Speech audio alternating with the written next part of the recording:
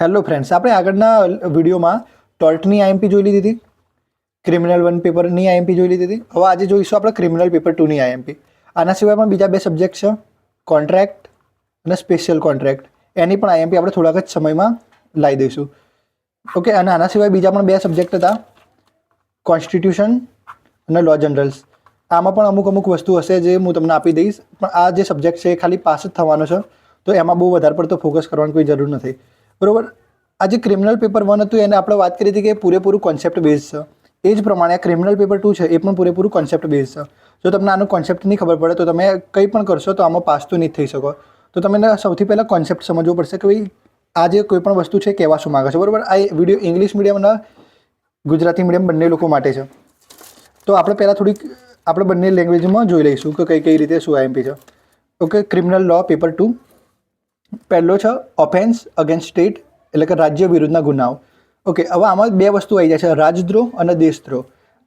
તો દરેક બંને વસ્તુ સમજાવવાની હોય છે. કઈ રીતે સમજો? આ જે રાજદ્રોહ છે ને એ આઈપીસીમાં હતો અને આ જે દેશદ્રોહ છે ને એ બીએનએસમાં છે. જો અંગ્રેજો હતા ને એ ભારતમાં આવ્યા હતા અને એમને જે કાયદો બનાવ્યો હતો અને એ કાયદો એટલે કે આજે અંગ્રેજોની જે સત્તા હતી એમને નુકસાન ના થાય એ માટે રાજદ્રોહ લાવ્યા હતા. અંગ્રેજો જતા રહે એટલે આપણે રાજદ્રોહનું કંઈ કામ નહોતું, એટલા માટે આપણે લાવ્યા દેશદ્રોહ. હવે એ વસ્તુ ડિટેલમાં આપણે સમજીશું લોંગ વિડીયોમાં. બરોબર. મેન જોઈ લઈએ તો રાજ્ય વિરુદ્ધના ગુનાઓ, એમાં શું થશે કે ભાઈ જે રાજ્ય ઉપર જે પણ ગુનાઓ થશે એ બધી વસ્તુઓની ચર્ચા કરવાની છે. તો આમાં આ જે ક્વેશ્ચન છે ટ્વિસ્ટ કરીને બહુ પૂછી શકે છે લોંગમાં. બરોબર. એ પછી છે બીજો ક્વેશ્ચન ઓફેન્સ અગેન્સ્ટ ઇલેક્શન, એટલે કે ચૂંટણી વિરુદ્ધના ગુનાઓ. એ પછી છે ગેરકાયદેસર મંડળી, એટલે કે અનલોફુલ એસેમ્બલીઝ. આ જે ગેરકાયદેસર મંડળી છે એમાં જ હુલ્લડ અને બખેડો બે વસ્તુ આવી જાય છે. પછી ચોથો ક્વેશ્ચન છે જાહેર નોકરના ગુનાઓ, એટલે કે જે પબ્લિક સર્વન્ટ છે એમના દ્વારા જે ગુનાઓ થાય છે તેની વાત કરવામાં આવે છે. Offences by public servant. બરોબર. હવે જે પાંચમા નંબરનો જે ક્વેશ્ચન છે ને આ ક્વેશ્ચનનો બહુ જ વધારે પડતો ટ્વિસ્ટ કરવામાં આવે છે અને બહુ જ ફરાઈને પૂછવામાં આવે છે, પણ આમની ચાર વસ્તુ મેન છે. એક ચોરી એટલે કે થેફ્ટ, બીજું બળજબરીથી પડાઈ લેવું એટલે એક્સટોર્શન, પછી લૂંટ એટલે રોબરી, ધાડ એટલે ડેકોઇટી. ઓકે, આને ફરાઈને પૂછી શકે છે, ટ્વિસ્ટ કરીને પૂછી શકે છે, પણ આપણે આ ચાર વસ્તુ મેન રાખવાની: ચોરી, બળજબરી પૂર્વક પડાઈ લેવું, લૂંટ, ધાડ એટલે થેફ્ટ, એક્સટોર્શન, રોબરી અને ડેકોઇટી.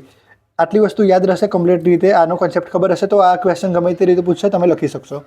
પછી છે છેતરપિંડી અને વિશ્વાસઘાત, એટલે કે કોઈનો ટ્રસ્ટ તોડવો એ અને ફ્રોડ કરવું એ.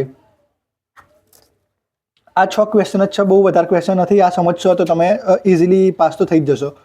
પછી છે ગુનાહિત કાવતરું. આ શોર્ટ નોટમાં પણ પૂછાઈ શકે છે અથવા તો લોંગ ક્વેશ્ચનમાં પણ પૂછાઈ શકે છે.